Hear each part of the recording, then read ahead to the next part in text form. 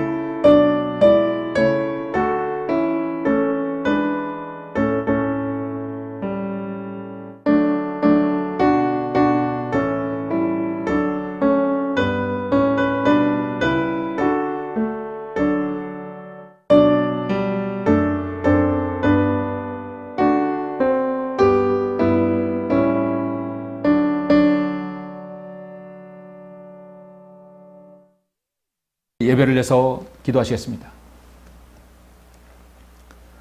은혜와 진리가 충만하신 아버지 하나님, 감사를 드립니다. 우리 주 예수 그리스도의 귀한 보혈의 공로로 영원히 지옥에 가서 고통당해야 되지만 이제 그 보혈의 공로로 구원받아서 하나님의 자녀가 되었습니다. 무더운 날씨 7월의 첫 주, 귀한 첫 주 예배를 이렇게 우리가 함께 모여서 또 주님께서 준비하신 각양의 기도의 장소에서 경배 드릴 수 있도록 인도하심을 감사합니다. 주님께서 오실 날이 가까웠습니다. 세상은 더욱더 혼란으로 치닫고 있습니다. 우리 그리스도인이 자유민주주의 체제 안에서 참으로 주님을 섬기기에 너무도 어려운 세상입니다. 주님, 하나님의 뜻이 어디 있습니까? 주님께서는 언제 다시 오시랍니까? 우리가 주님을 재림을 기다리고 소망하는 것은 지쳤지만 그러나 우리는 포기하지 않습니다. 오늘 오실 것처럼 내일 오실 것처럼 우리가 오늘 살아갈 수 있도록 늘 저희들 인도하여 주십시오. 우리가 살아가면서 늘 우리의 노후가 아니라 우리의 사후 이후에 영원한 삶을 우리가 목표를 갖고 영원한 삶을 고대하는 그런 성도로 살아갈 수 있도록 저희들 인도하여 주옵소서. 또 사무실에서, 가정에서, 또 주님께서 준비한 처소에서 경배드리는 모든 소중한 성도들, 그의 모든 기도 들어주시고 예배를 함께해 주시길 원합니다. 주 예수 그리스도 이름으로 기도드렸습니다. 아멘. 영광을 주께 찬송가 388장입니다.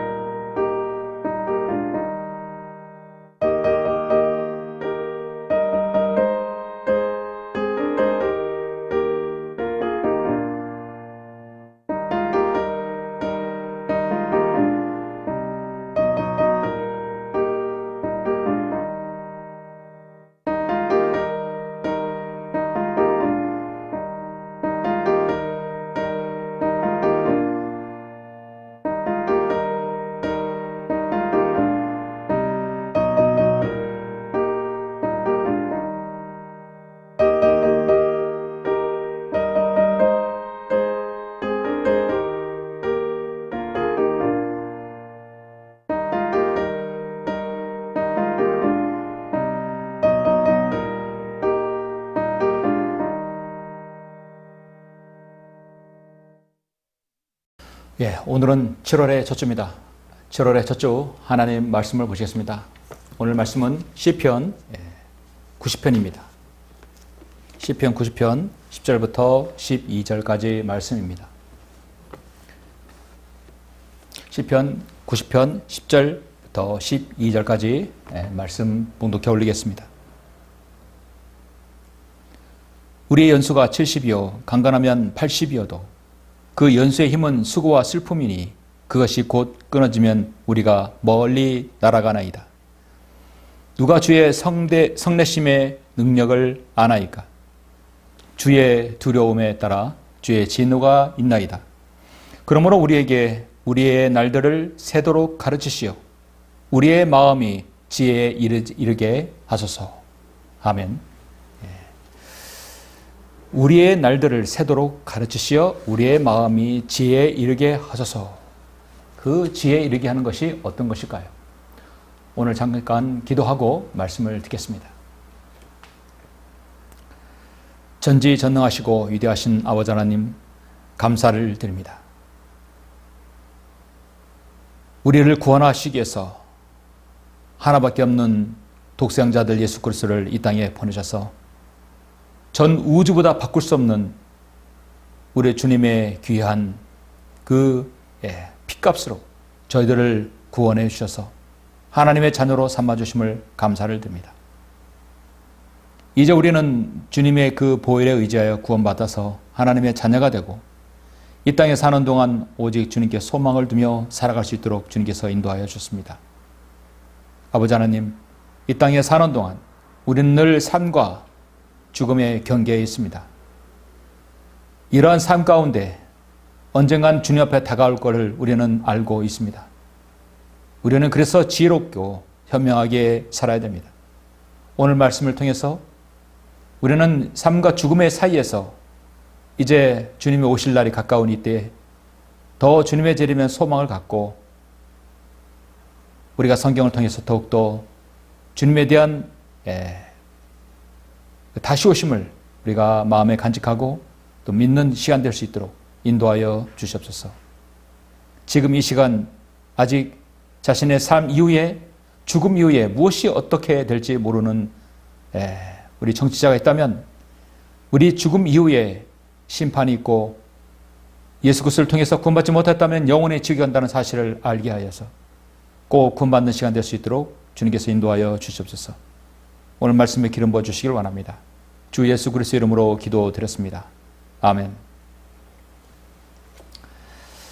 오늘 말씀의 제목은 삶과 죽음 사이에서, 삶과 죽음의 사이에서라는 말씀의 제목으로 잠시 말씀을 전합니다. 성도 여러분, 우리는 늘 삶과 죽음의 경계에 있습니다. 살기도 하고 때론 삶이 끝나고 죽기도 합니다. 최근에 아는 지인들로부터 그 지인들의 또 친한 사람, 또 친척들, 그리고 주위의 많은 사람들이 삶의 죽음의 경계에서 결국 죽음의 사선을 넘어갑니다. 한 번 죽는 것은 사람들에게 정해진 것이고 그 뒤에 심판이 정했다는 말씀대로 한 번 이 땅에 태어나면 죽음은 반드시 누구에게나 찾아온다는 사실입니다.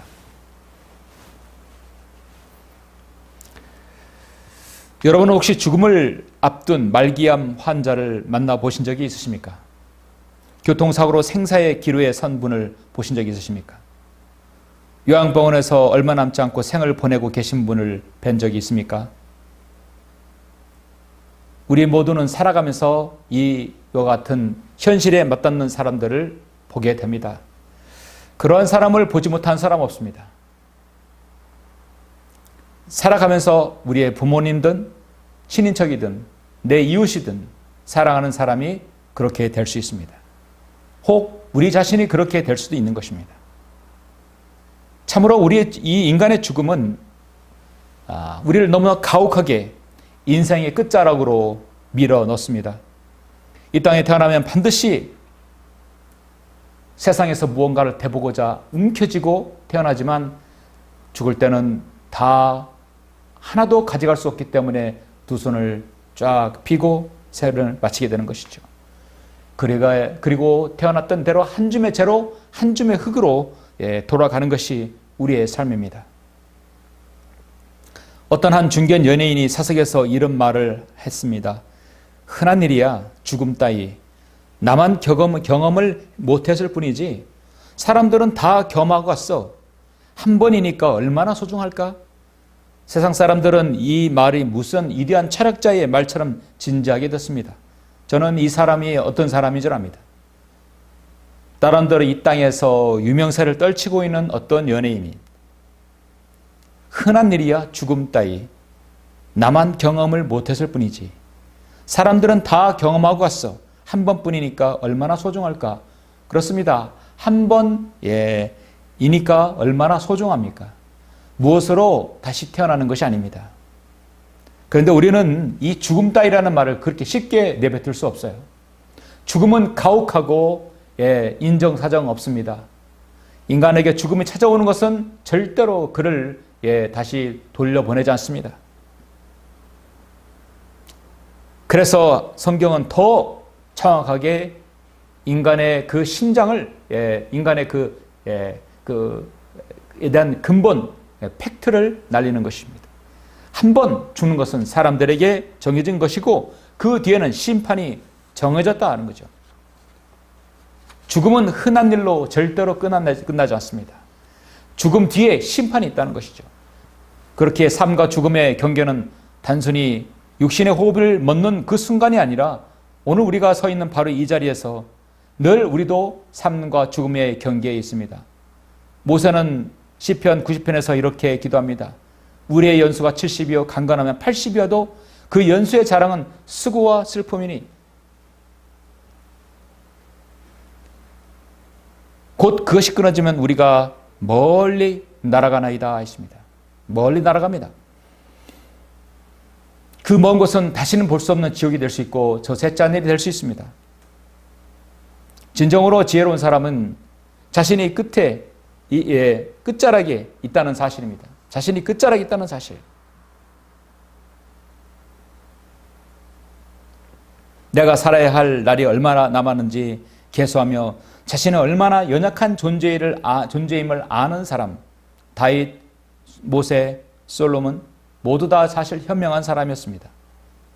오늘날 미혹이 들끓는 시대에 오늘 말씀 우리는 이 말씀을 잘 새기기를 원합니다. 시편 90편에서 인생이 언젠가는 70, 강건하면 80 다 갑니다.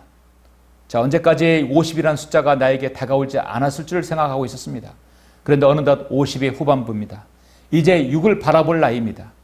여러분도 20대, 30대라면 나에게 40은 오지 않을 것 같죠? 예, 옵니다. 예, 지나갑니다. 그리고 50, 60 갑니다. 20대인 분들이 혹 이 말씀을 들으면 나에게도 30은 올까? 정말 옵니다. 예. 그렇게 세월은 정말 이미 관역을 떠난 화살처럼 엄청난 빠른 속도로 가게 되어 있습니다. 저는 오늘 삶과 죽음의 사이에서 우리 그리스도인이 어떤 삶으로 살아야 될지를 세 가지 부분에서 여러분에게 말씀을 드립니다. 첫째로 우리는 옛사람이 죽어야 사는 사람으로 살아가야 합니다. 옛사람이 죽어야 된다는 것입니다. 이 말씀을 이야기해서 우리는 잠시 고린도전서 15장을 보시겠습니다. 15장은 부활장이죠. 예, 그리스도인만이 부활할 수 있는, 물론 구원받지 못한 사람도 이제 저주의 부활로 부활하지만 부활한다면 일단은 1차적으로 첫째 부활, 바로 우리에 해당하는 것이죠. 그래서 15장은 정말 축복의 부활입니다. 15장 29절부터 32절까지 먼저 보시겠습니다. 만일 죽은 자들이 도무지 살아나지 못한다면 죽은 자들이 예수 그리스도 안에서 성도가 예수 그리스도 안에서 죽은 성도들이 살아나지 못한다면, 부활하지 못한다면 죽은 자들을 인하여 침례를 받는 사람들은 무슨 일을 하겠느냐? 내가 예수 그리스도 안에서 죽었다고 시인하고 침례를 받는 사람은 무슨 일을 하겠느냐? 어째여 그들이 죽은 자들 인하여 침례를 받겠느냐? 내가 물침례를 받는 이유는 나는 죽었다가 다시 살아날 것이요. 그리고 내가 사는 것은 내가 아니요. 나를 위해 십자가에서 죽으신 주님을 위해서 사는 삶이니 옛사람의 모든 것은 다 집어 던지고 없어버리고 새 사람을 위해서 살겠다는 그 마음의 각오를 한 사람이 바로 물침례를 받는다. 그런 마음이 없는 사람이 왜 물침례를 받느냐 이거죠. 그래서 29절은 상당히 어려운 구절인데 그렇게 이해해야 합니다. 또 우리가 어찌하여 매 시간 위험에 처해야 하겠느냐. 내가 그리스도 예수 우리 주 안에서 지니고 있는 너희의 자랑으로 단언하느니 나는 매일 죽노라. 사도 바울은 매일 죽어야 된다는 것입니다. 내가 만일 사람의 방식대로 에베소에서 짐승들과 싸운다면 이 짐승은요 사자, 호랑이, 맹수가 아닙니다. 육신적 삶을 살아가는 사람을 짐승이라고 하죠. 싸웠다면 내게 무슨 유익이 있으리요? 만일 죽은 자들이 살아나지 못한다면 우리도 먹고 마시자. 내일이면 죽으리라고 하였느니라. 우리는 옛사람이 죽어야 되는 것이죠. 사도 바울은 나는 매일 죽노라. 나도 옛날 사도행전 9장에서 교회를 파괴하고 그리스도를 잡아가두는 그런 혈기왕성한 사람으로 살았지만 그때의 삶으로 살아가지 않겠다. 나도 육신이 있기 때문에 나도 그때의 모든 육신적 삶을 매일 죽인다는 것이죠. 오늘 주일학교 선생님이 아이들에게 질문을 합니다. 얘들아, 천국에 가려면 어떻게 해야 하지? 한 아이가 손을 번쩍 들고 말합니다. 먼저 죽어야 합니다. 웃음이 터졌지만 참으로 의미심장한 말입니다. 하늘나라 가려면 먼저 죽어야 되겠죠. 육신의 죽음이 되어야 여러분 하늘나라 올라가는 거 맞죠? 그러나 우리가 이미 하늘나라 갈 수 있는 티켓을 받은 사람들입니다. 구원받은 사람이기 때문에 결국 우리 하늘나라 갈 사람은 역시 우리도 죽어야 된다는, 내 육신의 죽음이 아니라 옛사람, 옛 나의 모습이 죽어야 한다는 것이죠. 이것은 어쩌면 역설적인 진리입니다. 2000년 교회사에서 예수 그리스도를 가장 모험적으로 따랐던 사도 바울은 세상에 있을 때 늘 그렇게 말합니다. 오늘 말씀 31절에서 나는 매일 죽노라. 한 번 죽는 것도 서러운데 매일 죽어야 한다니 거듭나지 못한 사람들은 도저히 이해할 수 없는 말입니다. 여러분, 이 죽음은 육신의 죽음이 아니라 바로 내가 무엇이 죽어야 한다? 옛사람이 죽어야 된다는 것이죠. 많은 사람들이 29절에서 이 죽음에 대해서 너무나 오해하고 있는 것입니다. 만일 죽은 자들이 도무지 살아나지 못한다면 죽은 자들을 위하여 침례, 세례를 받는 사람은 무엇을 일을 하겠느냐 이렇게 해석해버리면 큰일 나는 거죠. 이 죽은 자들을 인하여 내가 죽었기 때문에 침례를 받는 것이라는 거죠. 근데 여기서 위하여, 뭐뭐 하기 위하여라고 한다면 희한한 무서운 교리가 생겨난 것입니다. 심지어 몰몬교는 이 구절을 잘못 해석해서 죽은 사람의 무덤에도 물을 뿌려야 한다고는 결론이 나와요. 개혁 성경대로 죽은 자를 위하여 침례를 받는 것은 무슨 일을 하겠느냐? 어떤 죽은 사람을 위해서 인간이 해야 할 일은 아무것도 없습니다. 왜 가족을 위해서 기도할 수는 있지만 죽은 사람은 이미 떠난 것입니다. 이미 혼이 결정 지어지는 것이죠. 그래서 성경은 오늘 말씀에서 침례를 받는 사람은 구원받은 사람이 표시기로 그 사람이 증인이고 또 간증입니다. 그래서 침례를 받아요. 이 물침례를 받는 이유는 나는 죽었다가 부활할 것입니다. 죽어도 부활할 것입니다. 그리고 나의 옛 육신의 자아는 없애버리고 새 사람을 따라 살겠습니다라는 공개적인 시인이고 신앙 간증입니다. 저는 침례를 집전할 때 또 여러분 침례를 받을 때 기억하시죠? 형제는 예수 그리스도와 함께 십자가에 죽었고 이제 장사되었으며 물에 잠깁니다. 주님과 함께 부활하였습니다. 침례는 구원의 조건이 아니라 그렇게 내 옛사람이 십자가에 못 박혀 죽고 나는 생명 가운데 살아났음을 공개적으로 간증하는 자리입니다. 그래서 이 물침례는 우리 그리스도인 세례가 아닙니다. 물 뿌리는 게 아닙니다. 물침례는 예수 그리스도의 부활하심으로 인하여 이제 우리를 구원하는 모형이니 곧 침례라. 이것은 육체의 더러움을 제거하는 것이 아니라 하나님을 향한 선한 양심의 응답이라 했습니다. 우리는 날마다 죽는 삶을 살아야 됩니다. 이것이 바로 우리 그리스도인의 삶의 목표입니다. 나는 날마다 죽는다는 매일매일 나 자신을 억지하고 선한 경주를 하는 것입니다. 내 고집 부릴 거 다 부리고 자존심 세울 거 다 세우고 명예와 체면 얻을 거 다 얻고 싸울 거 다 싸우고 하고 싶은 거 다 말하고 이건 죽는 것이 아닙니다. 우리의 죽음의 신앙은 철저하게 자기를 부인하고 자기를 부인하는 것부터 시작하는 것입니다. 예수님께서 나를 위해 죽으셨으니 나도 주님을 위해서 날마다 죽는 것이죠. 빌보서 2장 5절에서 너희 안에 이 생각을 품으라. 곧 그리스도 예수 안에 써 있는 생각이라. 그는 하나님으로 형체로 계심으로 하나님과 동등하게 되는 것을 탈취라 생각하지 아니하셨으나 당연히 나는 하나님이라고 말하는 것이다. 그러나 오히려 주님은 자신의 명예를 버리고 종의 형체를 입으시어 사람들의 모습을 취하셨느니라 말씀합니다. 그래야 사람과 같은 모양으로 나타나셔서 자신을 낮추시고 죽음에까지 순종하셨으니 십자가의 죽음에까지라. 세상에 이와 같은 지극한 겸손이 어디 있습니까? 나는 하나님과 동등되는 것을 취할 탈취라 생각하지 않는다. 나는 하나님과 동등하다. 나를 본 자는 하나님을 보았다. 우리 주님은 하나님이십니다. 그건 당연한 것이다. 그러나 내가 너희 피조물을 위해서 십자가에 기꺼이 내 몸을 내어주겠다는 것이죠. 세상에는 두 종류의 사람이 있습니다. 나는 날마다 살고 있다. 날마다 먹기 위해서 사는 사람이 있습니다. 육신의 만족과 탐욕을 위해 아둥바둥 살아가는 사람입니다. 또 하나는 나는 날마다 죽겠다며 예수 그리스도 안에서 새 생명을 가지고 하나님 말씀대로 믿고 실행하는 사람입니다. 전자는 산다고 생각하지만 죽음의 편에서 볼 때 죽어가고 있는 사람이에요. 그는 삶과 죽음의 사이에서 죽음에 가까워진 사람입니다. 두 번째 부류는 나는 날마다 죽고자 하는 사람은 옛 성품과 나의 옛 자아, 나의 그 불의의 병기, 그 모든 걸 하나님 앞에 내어놓는 것이죠. 성경은 옛 성품과 새 성품, 불의의 병기와 의의 병기, 죄와 사망의 법과 성령의 법, 옛사람과 새사람, 겉사람과 속사람, 끊임없는 삶과 죽음의 경계에서 우리 그리스도인도 계속해서 갈등하고 계속 싸운다는 것이죠. 그래서 갈라디아서 2장 20절 말씀대로 내가 그리스도와 함께 십자가에 못 박혀 있으나 그럼에도 나는 살아있느라. I am crucified. 나는 십자가에 못 박혔어요. 그런데 내가 왜 살아있느냐? 내가 사는 것이 아니에요. 그리스도께서 내 안에 사시는 것이라. 내가 이제 육신 안에 사는 삶은 나를 사랑하시어 나를 위해 자신을 주신 하나님의 아들을 믿는 믿음으로 사는 것이라 했습니다. 여러분 오늘 사도 바울의 고백대로 나는 매일 죽노라. 나는 매일 죽노라. 얼마나 멋있습니까? I die daily. 나는 매일 죽겠다는 것이죠. 삶과 죽음의 사이에서 두 번째로 우리는 의에 대하여 깨어있는 사람으로 살아가야 됩니다. 우리가 살아있는 동안은 의에 대하여 깨어 있어야 됩니다.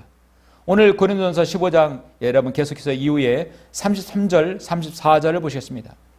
미혹되지 말라. 악한 사귐은 좋은 행실을 부패시키느니라. 여러분 사과 이렇게 바구니에 있을 때 하나가 썩으면 계속 썩어가죠. 안 썩은 사과가 썩은 사과를 다시 재생시키지는 못합니다. 계속 썩어가는 거예요. 그걸 우리가 약화와 양화를 구축한다는 것이죠. 예. 빨리 분리를 해야 되는 것이죠. 모든 음식물, 모든 것도 마찬가지입니다. 죄도 전염력이 강한 것이죠. 성경은 의에 대하여 깨어있고 죄를 짓지 말라. 어떤 자들에게는 하나님의 지식이 없기에 내가 너희를 부끄럽게 하려고 이 말을 하노라 했습니다. 속지 말라. 나쁜 사귐은 좋은 습성을 부패시킨다 했습니다. 의에 대하여 깨어나 죄를 짓지 말라. 부활의 한 장 가운데서 깨어있으라 하겠습니다. 부활이라는 건 일어났고 다시 새 생명을 얻은 거예요. 그러니 깨어있으라는 얘기죠. 어쩌면 당연한 말씀입니다. 우리의 부활신앙이 흐트러지면 삶이 무너집니다. 어차피 우리가 죽을 거 이 세상에 있을 때 진탕 마시고 놀고 즐기면 어떨까? 이것이 바로 부활이 없는 사람들의 신앙관이고 인생관인 것입니다. 우리의 삶 가운데서 미혹이 왜 생기는 것입니까? 사탄 마귀는 인간에게 재미로 시작해서 발을 들여놓게 합니다. 그렇게 해서 그걸 중독시키게 합니다. 중독되는 사람은 자기가 처음부터 그렇게 되리라고 생각하지 않습니다. 도박 같은 사행성, 주식 이런 것도 다 그렇게 해서 처음에 재미로 시작합니다. 서서히 자신이 그 안에 들어가게 되는 것이죠. 여러분, 마약이 바로 그런 것이 아닙니까? 여러분, 담배 피우는 것도 마찬가지예요. 예. 그 탐욕으로부터 시작하는 것입니다. 돈을 사랑하는 것이 모든 악의 뿌리니 이것을 욕심내는 어떤 사람들이 믿음에서 떠나 방황하다가 많은 슬픔으로 자신을 찔렀도다 말씀합니다. 그러므로 땅에 있는 너희의 지체를 죽이라. 곧 음행과 부정과 사욕과 악한 세격과 탐심이니 탐심은 우상 숭배라고 골로새서 3장 5절에서 말씀합니다. 성경에서 그래서 죽이라고 설명하는 것이죠. 죽이라. 땅에 있는 너희의 지체를 죽이라 했어요. 죽이라. 이 땅에 있는 모든 우리는 옛사람이 있는 모습이 드러나기 때문에 죽여야 합니다. 그래서 죽여야 한다는 것은 내가 깨어있는 삶을 말하는 것입니다. 깨어있는 삶입니다. 성도 여러분, 우리의 몸은 아무것도 하지 않으면 반드시 문제가 생기게 되어 있어요. 움직여야 됩니다. 그래서 진짜 건강을 위한다면 열심히 살아가는 것도 중요하지만 자신의 건강을 위한다면 땀을 흘려야 되고 무엇인가 여러분 노동 말고 운동을 해야 합니다. 땀을 흘려야 독소를 배출합니다. 수고해야 여러분의 몸이 건강합니다. 아무것도 하지 않고 그대로 침상에서 3주만 누워있으면 의학자들은 몇십 년이 늙어버린다는 것이죠. 그래서 병약한 환자들이 병원에서 침대에 눕기어서 움직이지 않으니까 활동을 못하니까 금방 생이 마감되는 겁니다. 금방 말라버려요. 인간은 움직여야 됩니다. 피의 순환이 계속돼야 되고 땀을 흘려야 됩니다. 그게 인간이에요. 그게 흙으로 만들어졌습니다. 무엇인가 열심히 움직여야 됩니다. 우리가 하늘의 영광을 위해서 이 땅 주님께로 간다면 무엇인가 영적으로도 움직여야 되는 것입니다. 고통이 있고 때로는 십자가 있어도 그것을 감내해야 합니다. 우리 주님께서 창세기 3장에서 인간에게 주신 것은 반드시 땀을 얼굴에 흘려야 빵을 먹게 되어 있고 여성은 해산하는 고통을 얻어야 반드시 아기에게 이세를 받을 수 있는 것입니다. 해산의 고통의 노동의 땀, 하나님께서 창세기 3장을 통해서 주신 겁니다. 영적으로 우리가 나중에 주님 앞에서 영광을 받을 때, 면류관을 받을 때는 반드시 이 땅에서 수고한 것에 대한 대가를 주님께서 주실 것입니다. 육신의 건강도 그렇게 땀을 흘려야 건강하듯이 우리의 영적인 삶도 끊임없는 영적인 근육, 영적인 그 트레이닝, 루틴이 필요한 것입니다. 말씀을 읽는 수고, 기도하는 수고, 모이기에 힘쓰는 수고, 복음을 전하는 수고, 이것이 바로 우리가 내일 해야 되는 영적인 건강을 위해서 해야 되는 것들이죠. 여러분에게 가야 할 교회가 없다고 한다면 매주마다 메시지가 나오는 유튜브라든지 영상을 통해서 꾸준히 경배를 드리는 습관을 또 가져야 합니다. 그리고 그 지역에 지역교회가 있다는 건 참으로 감사해야 되고 또 기도해야 될 것입니다. 갈라디아서 6장 14절에서 사도 바울은 그러나 나에게는 우리 주 예수 그리스도의 십자가 외에는 결코 자랑할 것이 없나니 그로 인하여 세상이 나에게 십자가에 못 박히고 나도 세상에 그러하리라. 세상이 나에게 십자가에 못 박혔다. 세상이 나에게 십자가에 못 박혔다. 나도 세상에게 그러하리라. 바울은 그렇게 해서 깨어있는 성도는 늘 앞을 향해 달려간다는 것이죠. 그래서 정말 우리가 건강을 유지한다는 것은 적어도 30분 동안 꾸준히 땀을 흘려서 운동을 뛰고 그 다음에 극한의 숨막힘이 나올 때까지 인터벌로 여러분 운동을 해야만이 우리의 심장과 여러 근육, 노화세포들이 없어진다는 것이죠. 다리만 좋다고 한다면 달리는 게 너무 좋습니다. 사도 바울은 내가 선한 싸움을 싸우고 달려갈 길을 마치고 믿음을 지켰다. 사도 바울은 자신이 영적으로 달렸다고 말씀합니다. 달렸으니 얼마나 땀이 나고 근육이 발달하겠습니까? 내가 선한 싸움을 하고 걸어갈 길을 마치고 아니라 달려갈 길을 마쳤다. 이겠어요. 믿음을 지켰으니 이후로는 나를 위하여 의의 면류관이 마련되어 있어 의로운 재판관이신 주께서 그날에 그것을 내게 주실 것이며 또 나뿐만 아니라 그의 나타나심을 사모하는 모든 사람에게도 주실 것이라 말씀합니다. 삶과 죽음의 경계에서 우리의 두 번째 삶의 자세가 미혹의 시대의 의에 대하여 깨어 있어야 되고 날마다 탐심을 줄이고 수고와 고난을 두려워하지 않는 삶을 살아야 됩니다. 삶과 죽음의 사이에서 마지막 세 번째, 우리는 노후가 아니라 영혼을 준비하는 사람으로 살아가야 합니다. 전도서 6장 12절 말씀에서 이렇게 말씀합니다. 그림자처럼 허비한 헛된 인생의 모든 날인 이 생애에서 인간에게 무엇이 좋은지 누가 알며 해 아래서 사람의 뒤에 무슨 일이 있을지 누가 그에게 말해줄 수 있으리요. 그걸 말해주시는 사람이 바로 하나님의 말씀입니다. 바로 여기 있습니다. 이 우리 인생에서 가장 축복인 바로 이 하나님의 말씀 한글 김정희 성경입니다. 오히려 너희는 먼저 하나님의 나라와 그분의 의를 구하라. 그러면 이 모든 것을 너에게 더해 주시리라. 이것이 우리 생의 첫 번째라는 것이죠. 사람들이 노후 대책을 준비하고 염려합니다. 연금을 넣고 뭘 넣고 정년 퇴임하면 월 얼마씩 나오고 열심히 그걸 위해서 달려갑니다. 은퇴 자금, 연금, 보험 꼼꼼히 계산하면서도 죽음 이후에 어디에서 영혼을 보낼 것인가에 대한 관심이 없는 그런 세상 우리가 살고 있습니다. 인생의 최대의 질문 앞에 우리는 사람들은 눈을 감아버려요. 당신은 연금, 은퇴자금 모든 거 다 꼼꼼히 하고 월 얼마씩 받는다 생각하면서도 죽음 위에 무엇이 있다는지를 그걸 모른다는 것이죠. 여러분에게 노후 대책보다 더 중요한 것은 여러분 사후 대책입니다. 더 훨씬 중요해요. 물론 이 말씀을 듣는 여러분 모두가 다 사후 대책은 세우셨겠죠.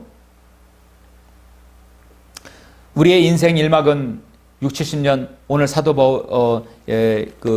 모세가 말씀한 우리의 연수가 70이요. 모세가 그렇게 기도합니다. 강간하면 80이어도 그 연수의 힘은 수고와 슬픔이니 그것이 곧 끊어지면 우리가 멀리 날아가나이다. 우리의 인생 1막은 바로 연수 70이요. 강간하면 80입니다. 인생 2막은 영원입니다. 인생 2막은 인생 1막을 어떻게 살았냐에 따라 달라지게 되어 있어요. 성경에서 인생 2막을 멋지게 살다가 올라간 성도들이 많이 있습니다. 85세의 칼렙은 편히 글 밑에서 원로 대접을 받을 나이에 거친 산악지대 헤브론을 달라고 요청했고 그 헤브론을 받았습니다. 그래서 그 헤브론이 바로 여러분 어떻습니까? 다윗이 그곳에서 7년을 다스렸던 이스라엘의 건국을 해서었던 곳이 헤브론입니다. 칼렙은 그래서 그곳에서 칼렙이 또 여러분 어떻습니까? 다윗 지파 아닙니까? 칼렙은 또 다윗의 모든 것을 이렇게 다스릴 수 있는 통치 기반을 다스렸던 그곳을 받은 것이죠.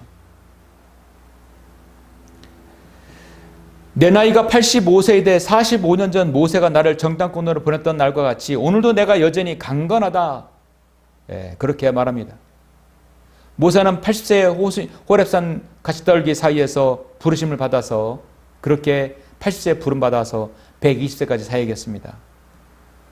모세나 여러분 칼렙 여호수아는요 모두 다 대부분 백발의 성성할 때 그렇게 주님의 사역을 감당했던 것입니다. 뭐 젊은 청춘 때 그런 것이 아니었어요. 사도 바울도 다마스커스 도상에서 주님을 만나 제2의 인생을 새롭게 살았습니다. 그가 빌립보 3장에서 늘 말합니다. 뒤에 있는 것은 잊어버리고 앞에 있는 것을 잡으라고 푯대를 향하여 그리스도 예수 안에서 하나님께서 나를 부르신 그 부름의 상을 위해서 내가 늘 달려간다고 말하고 있는 것입니다. 그래서 우리가 이 땅에 사는 것은 삶과 죽음의 사이에서는 여러분이 70이든 80이든 60이든 앞에 숫자가 중요하지 않습니다. 전혀 중요하지 않아요. 노년은 쓸모없는 시기가 아니라 삶의 열매를 거두고 믿음을 다듬어서 마무리하고 하늘나라에 가장 가까운 삶을 살아가는 사람입니다. 그리고 살아있는 젊은 사람에게 그 노년의 경륜을 이야기해서 더 주님과 밀착되게 하는 사람, 가장 의미가 있고 열매를 많이 맺을 수 있는 바로 연세인 것이죠. 그래서 의의 길에서 얻게 된다면 흰머리가 바로 영광의 면류관이라고 잠언 16장에서 말씀하고 있는 겁니다. 이 세상에서는 60년, 70년, 80대면 은행에서는 신용카드도 안 만들어줘요. 노년의 카드, 지하철 공짜, 그 카드밖에 만들어주는 게 없습니다. 거의 사람 취급도 안 해요. 어떤 미친 정치인은 60세, 70세 넘으면 투표하지 않아도 된다는 말을, 미친 말을 했지만 전혀 아닙니다. 하나님께서는 앞에 숫자가 오히려 클수록 더 많은 하나님께서 영광을 받으시는 그런 연수가 되는 것입니다. 우리가 앞으로 덤으로 사는 그 인생을 허비하지 않아야 합니다. 남왕국 유다 히스기야 왕이 죽을 병이 걸렸을 때, 통곡하고 기도했을 때 그는 전무후무한 기적으로 자신의 생명을 15년 동안 연장받았습니다. 죽음의 사자가 왔을 때 그거 사자를 멈추게 하고 15년 연장받은 유일한 사람이 바로 히스기야 왕입니다. 그리고 종교의 개혁을 일으키고 성전 예배를 회복시켰고 훌륭한 왕으로 자신의 덤으로 받은 15년을 정말 가치 있게 살았던 것이죠. 이거는 히스기야만의 얘기가 아닙니다. 아침에 눈을 떴을 때 우리는 살아갑니다. 하루를 살아갔을 때 오늘 하루도 나에게 선물이다. 나타주 시인이 말한 것처럼 오늘 하루도 나에게 주어진 것은 선물이다 라고 생각하며 감사하고 그 하루하루가 소중한 시간임을 기억해야 합니다. 오늘 나의 호흡과 맥박이 뛰고 있다는 것 얼마나 감사합니까? 당연한 게 아닙니다.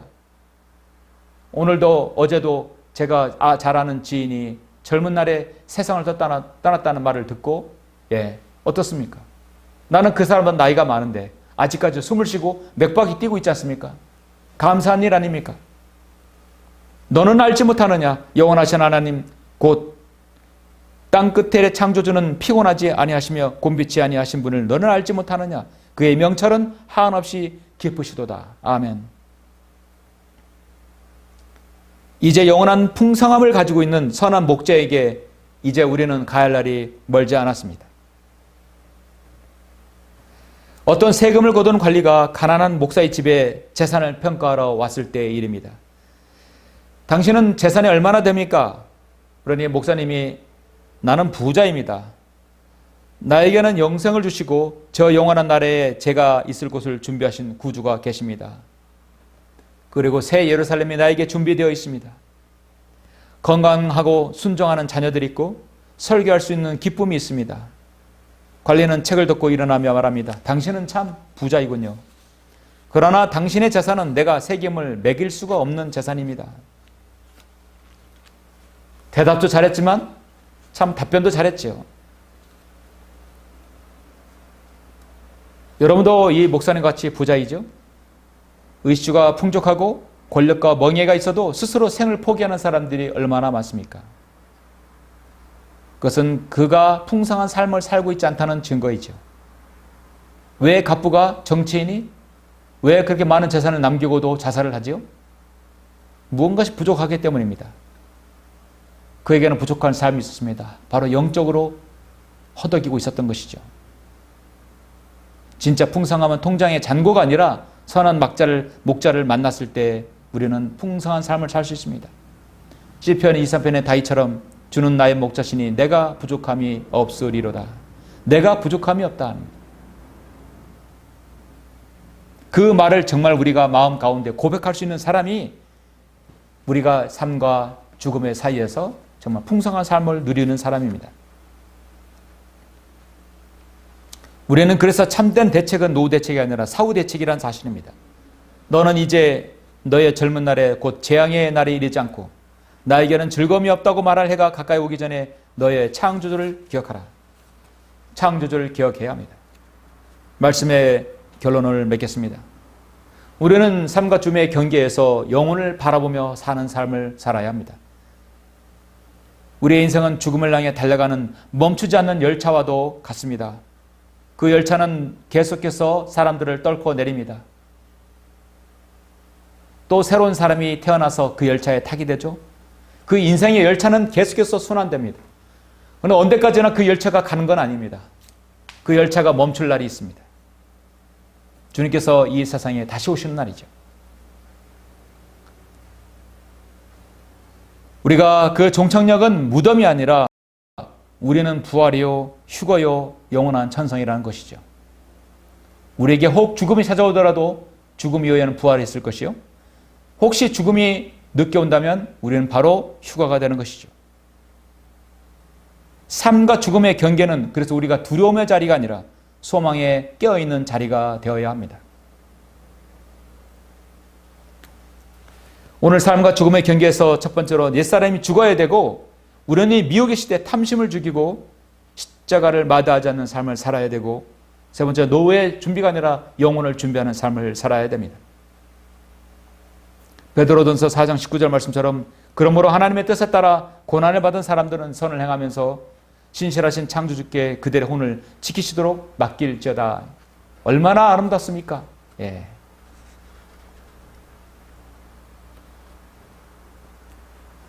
주님을 위해서 이러한 신실한 설교한 그 설교자는 한 설교자는 이렇게 늘 기도합니다. 나의 가장 큰 열망이여 변치 않는 기도는 죄인들이 하나님께로 회심하는 것이며 그분의 백성이 부흥하는 것입니다. 오 죽어가는 혼들을 기억하소서. 그 혼들을 구원하소서. 저로 영혼을 설교하게 하시며 영혼을 위해 기도하게 하소서. 영혼을 전파하게 하소서. 우리가 삶과 죽음의 경계에서 날마다 죽음으로 날마다 살고 또 날마다 또 새로 태어나는 사람이 있지만 우리는 영혼을 준비하는 흔들림 없는 삶으로 살아가야 될 것입니다. 여러분은 지금 날마다 살려고 발버둥 치십니까? 날마다 죽음을 향해 달려가고 있지만 여러분 기꺼이 여러분의 자신의 삶에 십자가를 못 받고 옛사람이 죽어가고 있습니까? 혹시 내 혼은 너무나 편안한 삶을 살고 있지 않습니까? 깨어있고 주님께서 오실 그 시기에 우리의 영적인 수고도 아끼지 말아야 됩니다. 내 인생에 개입하는 노후 대책이 아니라 바로 사후 대책이어야 된다는 사실. 그렇게 해서 여러분의 제 인생의 2막을 여러분 정말 아름답게 보내시는 것입니다. 그런 생으로 여러분 사시길 간절히 바랍니다. 기도하시겠습니다. 위대하신 아버지 하나님 감사를 드립니다. 우리는 살아가면서 늘 이 세상에 되어지는 바쁘게 돌아가는 쳇바퀴 같은 삶입니다. 그러나 우리가 결국은 주님 앞에 다 도달하게 되며 우리의 생을 다 평가받을 것입니다. 우리는 살아있을 때 반드시 구원받고 우리가 예수 그리스도를 내 마음의 구주로 영접해야 합니다. 우리는 그것이 바로 노후 대책이 아니라 사후 대책인 것입니다. 그러한 삶으로 살아가게 해주시고 우리의 연수는 언젠간 생이 다할 수도 있습니다. 그러나 바라고 원하는 것은 우리가 생을 다하기 전에 주님께서 오셔서 우리를 데려가시는 것입니다. 우리가 영원한 소망을 향해서 소망을 바라보고 주님을 섬길 수 있도록 늘 인도하여 주시옵소서. 주 예수 그리스도 이름으로 기도드렸습니다. 아멘. 영광을 주께 찬송가 296장입니다.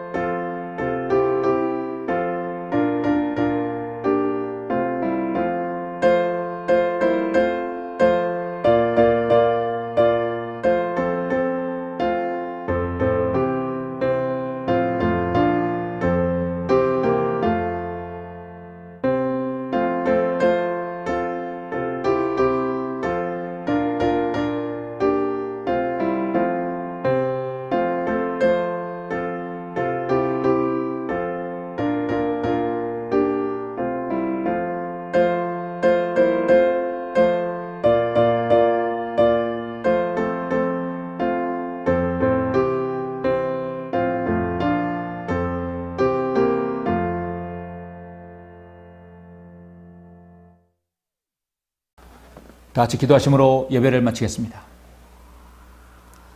우리를 사랑하시는 아버지 하나님, 감사를 드립니다. 오늘 7월의 첫 주 귀한 경배를 우리 주님 앞에 드리게 해주시고, 인간의 삶과 죽음의 경계에서 우리는 어떤 삶을 살아야 될지 주님께서 말씀을 통해 바른 지침을 주심을 감사합니다. 우리가 살아있는 동안 옛사람 내 자아를 주님 앞에 내어놓고 나는 늘 십자가 앞에서 죽는다는 말 고백으로 사도 바울의 나는 매일 죽노라는 고백처럼 우리도 그렇게 살아갈 수 있도록 인도해 주시고, 우리의 몸과 우리의 영적인 모든 몸의 습관들을 더욱더 열심히 땀 흘리며 또 때로는 고통이 있을지라도 십자가를 지는 삶으로 살아가게 해주시길 원합니다. 우리가 진정으로 삶과 죽음에서 사는 그리스도인이라고 한다면 노후 대책이 아니라 이제 사후에 주님께서 오신 이후에 영원한 삶, 천년왕국과 새 의를 삶을 이해하는 그걸 고대하는 삶을 살 수 있도록 저희들 인도하여 주옵소서. 혹여라도 주님께서 우리가 살아있는 동안 오지 않는다면 우리의 믿음은 여전히 주님을 재림을 기도하고 소망하는 삶으로 그래도 끝까지 기다리다가 주님을 섬길 수 있도록 인도하여 주시길 원합니다. 바라옵고 원하기는 이 악하고 현 악한 정권 하에서 살아가는 우리 그리스도인 매우 힘들고 어렵습니다. 주님께서 오시기 전까지라도 이 자유민주 체제가 굳건히 지켜지는 이 자유 대한민국에서 주님을 섬길 수 있도록 인도하여 주시옵소서. 모든 것을 감사드립니다. 주 예수 그리스도 이름으로 기도드렸습니다. 아멘.